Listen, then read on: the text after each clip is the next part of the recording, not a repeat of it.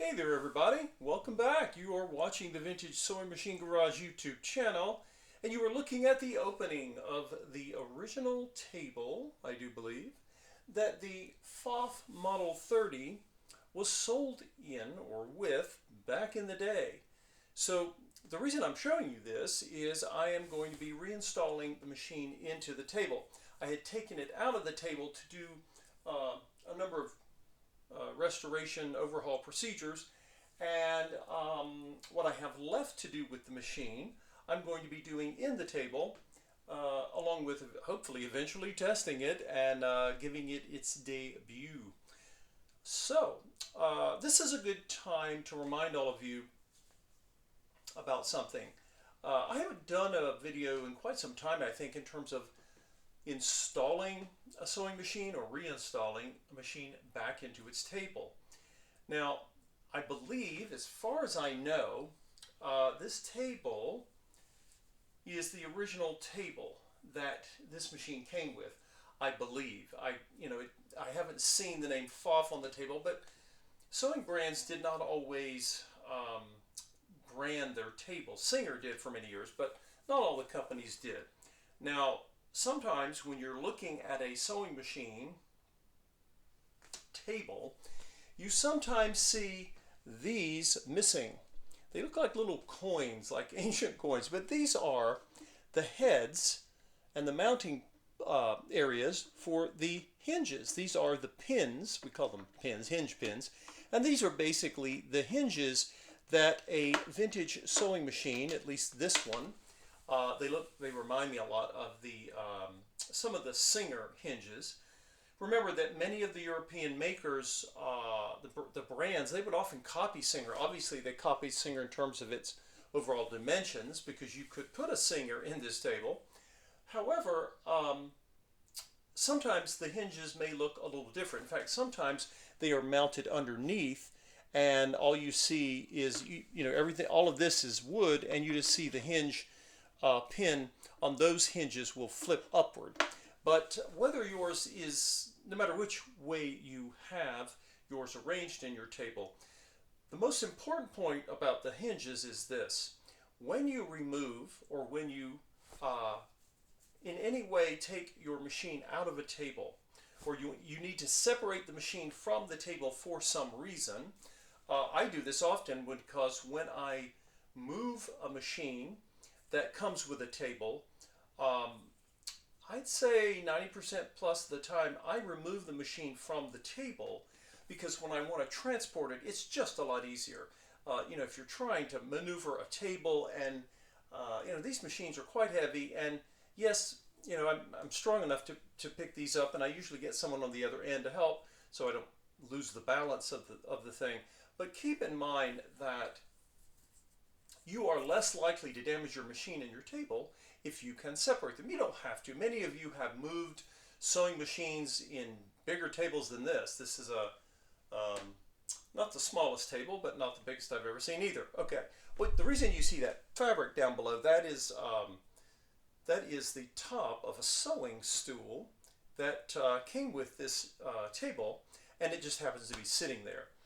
Now, I'm going to show you my technique for doing this. Now, when I first started trying to install machines back in their table, I would just prop up the hinge pins like this, but as you can see, they don't always want to stay put. And when you're trying to, hold a heavy machine, these machines again are quite heavy. You're trying to line up the hole openings for the machine and you're trying to get it with the pins. It can be kind of a royal pain. So I wanted to kind of show you all, I think I may have demonstrated this a while back. I take a rubber band, one that is long enough, and I'm simply going to, and you don't have to have it super tight. In fact, I kind of like it having it like this, but that is a nice little trick to keep the pins, and they still move, you can still move them, but they're not flopping on you because that can really be frustrating when you're holding what is essentially a weight of the bowling ball. Okay, so we got that, and then I'm going to show you, for those of you, particularly those of you who are new, not only do you want to do not remove the hinges. People, when they remove sewing machines, they see a screw. It's often a flathead screw, and then just take the hinges out, and you have wood screws that come out with them. The reason you want to leave these in is because wood screws always work quite well when you first use them. And if you take the screw out and then you have to screw it back in, you may have to get a different size screw, and you weaken that connection. These hinges have to hold a very heavy device, and if you close it down in the table, of course, that machine is literally going to hang on these two pins with some screws attaching, cinching down on those pins. So you definitely want those wood screws to stay put. Okay, so I'm going to talk to you today. I'm going to put this here. I've got a towel I just want to put down so I can not scratch the table, and I'm going to bring the big and the heavy giant. This is the Pfaff Model 30, and I'm showing it to you from this angle for a reason. Let's see if we can get all of this in the cam angle. Now, on most I've got, you will not see this on the back of a Singer 301 or a Singer Featherweight, because they are designed for, they go into tables differently. But the vast majority of the vintage sewing machines I've ever had, ever restored, this is how they work. If you go to the flat bed of your machine, you go to the back, you should see two openings, two holes, right? You can see one here and one over here. And right beneath them are screws.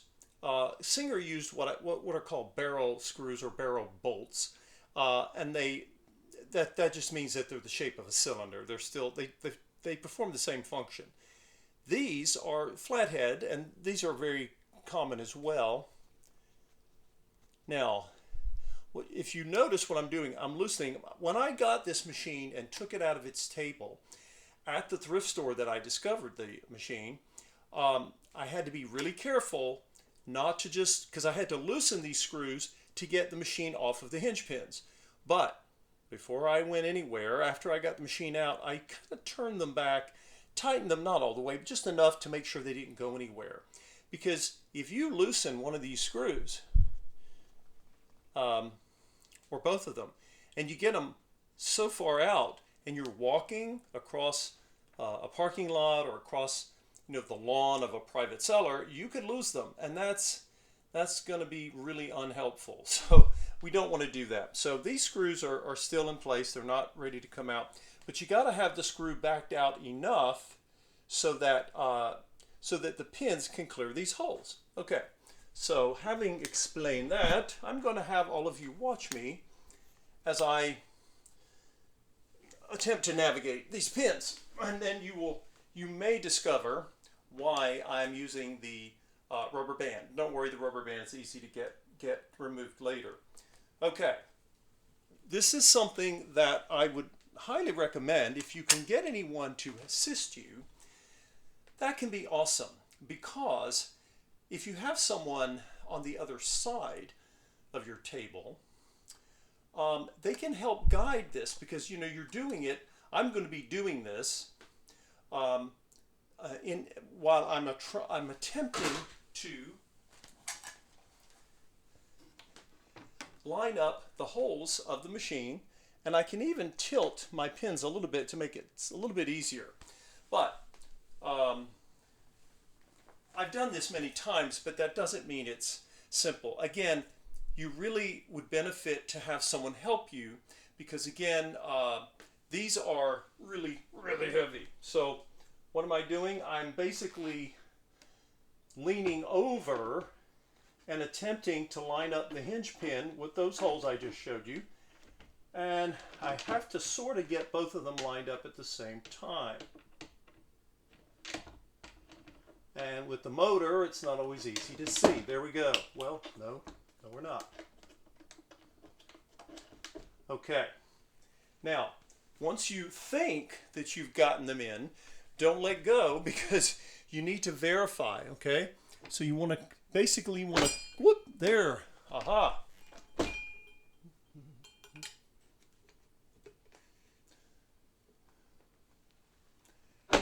Now the reason you're hearing that sort of clunking sound is that I may not have had the set screws that I was showing you, that I try not to leave them too loose when I'm walking with the machine, taking it out of the machine, taking it out of the table. So if I don't have the screws backed out enough, that pin was trying to work its way in there, and then it finally did, and that's when you heard it clunk. Now, if you believe that you have them in, okay, verify before you go to, before you think you're done, okay? Now what I'm doing here is I'm setting my machine down. Keep in mind that those set screws have not been tightened yet. So you're not done yet, okay? If you set this in here, you think, oh, well that looks good. Well, no, you're not done, because the next time you go to move this machine or to fold it away, it will go crashing onto the floor. So I'm going to lower the cam here, and then I'll give you all kind of a view of what you want to look for when you're trying to gauge, you know, is my machine in the table? You know, why is this? It's an awkward thing. It's not difficult to understand or do, but it really, I just did it myself. I was able to hold the machine with one hand. You may be that strong. Many of you are, but do yourself a favor and get someone to assist you, okay, if you have to take the machine out. I could have restored this machine with it being in the table. I chose not to for reasons that have to do with me getting access to the machine and setting it up for demonstrating for videos, for example. But for you, you may not need to do that. Okay, everyone, I have lowered the cam, and I'm now, again, when you are trying to do this, get someone to help you and be very careful. Do not lift up on the machine, because if you do, it will come off of the hinges, off of the hinge pins, and could go crashing to the floor. Now, this is not easy to see, but you have to kind of get down low. I'm very tall, so I'm having to get on my knees here. And right here is one of those screws, okay? Now, if you think that the screw has kind of obstructed the machine from sliding onto the hinge pin, then you can back off of the screw just a bit, you know, loosen it just enough to make sure, because sometimes, especially if the machine is, to use an old phrase, cattywampus, if the machine, if you look at it and it's like higher on one end than it is on the other, and like, you know, more of the hinge pin is showing than it is on the other side, chances are the set screw was just a little in the way, and the pin didn't fully seat itself. Okay, so now that I've backed all the way off, and then you can sort of, when you get the screws nice and loose, then you can make sure you can push down. And it should be, because it'll stop here with enough clearance. Obviously it needs clearance there. So what am I going to do? I'm first going to take, and over here, I can move my arm out of the way. Right over here is the other set screw. In fact, let me zoom in here, because this is going to be a little weird to look at.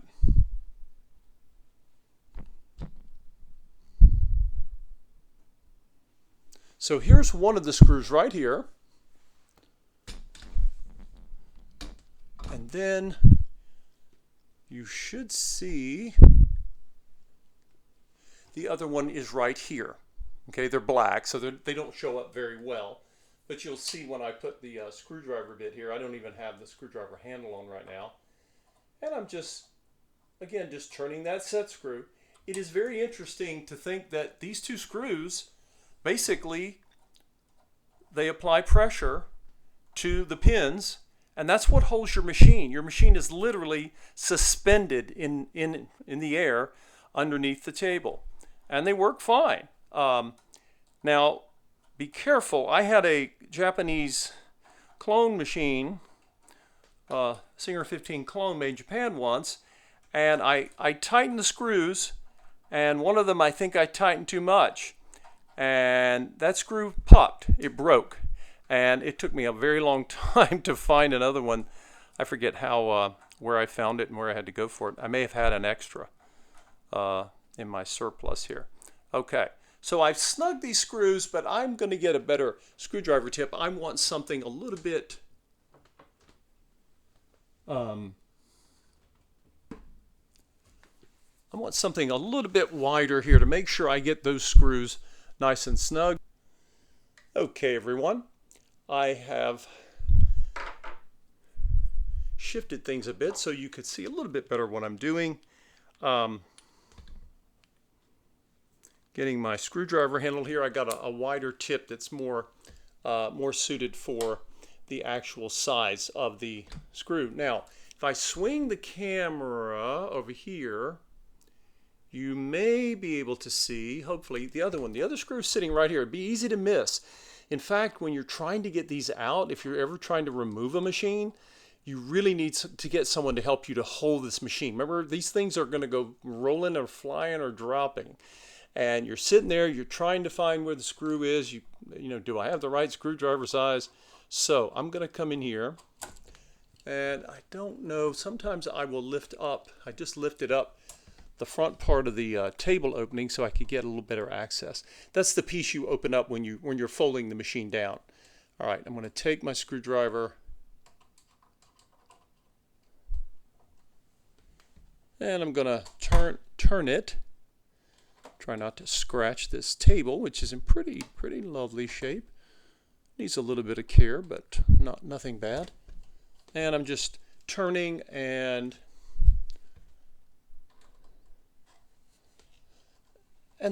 these bolts or screws are not that long, so you know, some of them are maybe a little longer than others.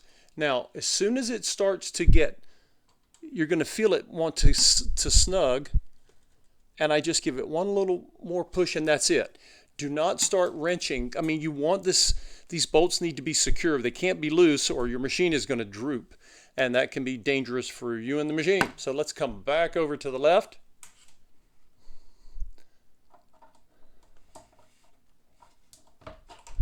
Now what I just did, I'm turning back to the left to make sure that the machine is all the way down, and now I'm going to turn back to the right, and we'll get this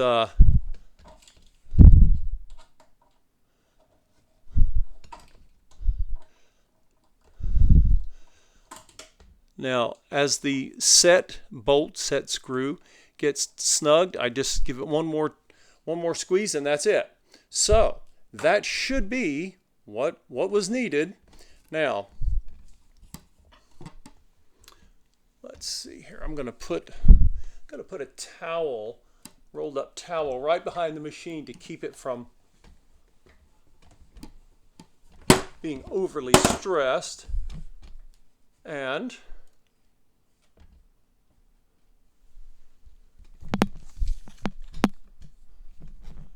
what I wanted you to be able to see was this here. So again, I pulled this up. This is the section of the table. This is the section of the table you will often see, and I pulled this up so I could get more. I had more room to work with my screwdriver. Sometimes the screwdriver handle will be long, and it can sort of get tough to get in the right space there. So now that I'm ready to put this back, the reason I put the towel behind the machine to make sure that the motor doesn't scratch the table or get scratched itself. You really want to have someone back there helping you hold on to the machine so it doesn't go flying back towards you, and you don't really want the machine to go flying and rolling backwards. Now, one of the things that I'm noticing is the machine is installed. However, I'm going to go ahead and I'm going to cut. I'll take my scissors and I'll go ahead and cut the rubber band.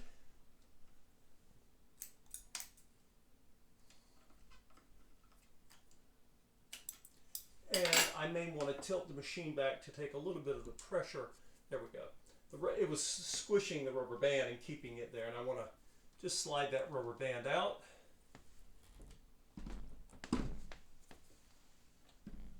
All right.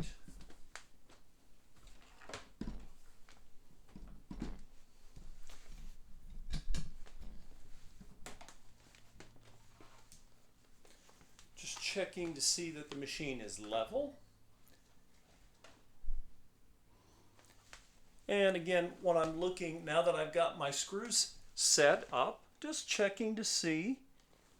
Okay, first thing I notice is one of my pins, the pin on the right, seems to be a little higher. This can happen sometimes when you're trying to do this. It is more likely to happen if you're doing it by yourself and videotaping it. But now I'm going to turn and loosen the screw on the right.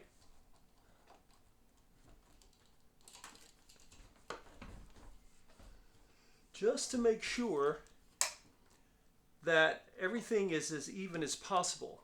Because if your machine is not level, by level I mean that the hinge pins are equally inserted into the base of the machine, then when you go to put your machine down onto the table, it may not be square and it may not be as level as it should be. And you'll notice this. It'll be very apparent to you when you go to sew.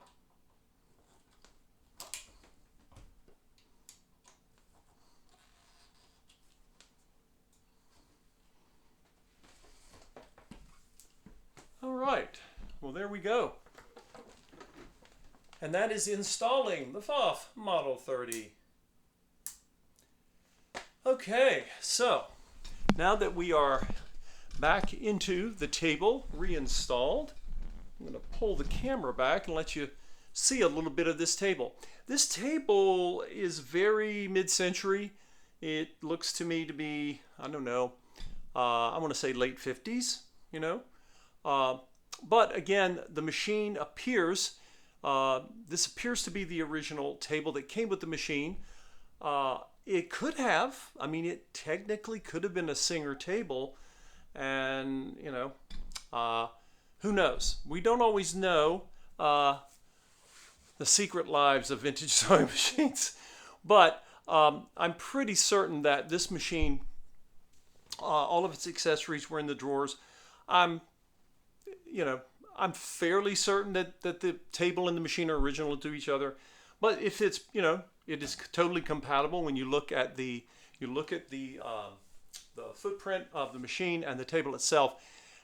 You can see that this was designed to fit here, because Pfaff, like many companies, said let's size the beds of our machines so that they can be inserted into Singer tables, because, well, Singer was such a big brand and a lot of people had Singer tables, and they were not interested in having to buy a whole new table because these tables were not cheap. So there you go, folks. The machine has been installed, and I'm now going to focus on, we'll get some more videos here. We'll make a video of threading the machine. Also got to get a bobbin wound. We'll be testing that out, and we'll see what the machine has to say after all of this effort. And if nothing else, we've gotten some great videos out of it. That's one of the reasons I spend money on these machines, and with your help, donating to the Buy Me a Coffee part of my channel, so that we can look at machines and do demonstrations of techniques for inspecting them, overhauling them, restoring them, conserving them, and hopefully getting them into the hands of people who sew. If you have not subscribed to this channel, please feel free to do so. You can click on the subscribe button, and on any of these videos you can click on the Buy Me a Coffee link and buy me a coffee of any level of donation you'd like, and it will help my efforts as I move forward to continue expanding, you know, different brands and models as I can find them, and always trying to remember that many of you are looking for ways to do this kind of work. Many of you have told me in that survey when we relaunched the channel that, hey, there's no one around here who will work on old machines. Or maybe they are, but they cost a lot of money, hundreds of dollars. So I'm hoping that this has been helpful for you, whether you own a Pfaff or a Pfaff Model 30 or any sewing machine. Thanks for watching, everyone, and I'll see you in the next video as we get ever closer to getting this English-made, German-designed sewing machine back into running condition. Take care, everybody.